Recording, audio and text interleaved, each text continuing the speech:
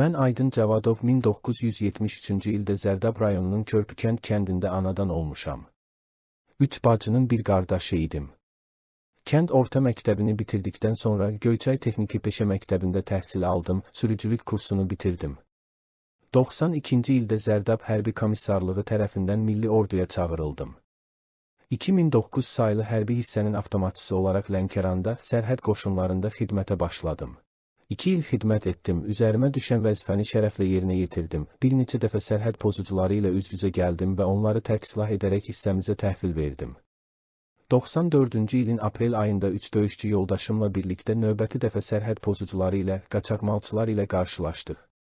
Sayı daha çox olan qaçaqmalçılar sərhədi keçə bilməyəcəklərini anladılar və silaha əl atdılar. Sayımız onlardan az olsa da geri çəkilmədik və qeyri-bərabər döyüşə girdik. Şəhid olsaq da dövlət sərhədimizin pozulmasının qarşısını ala bildik.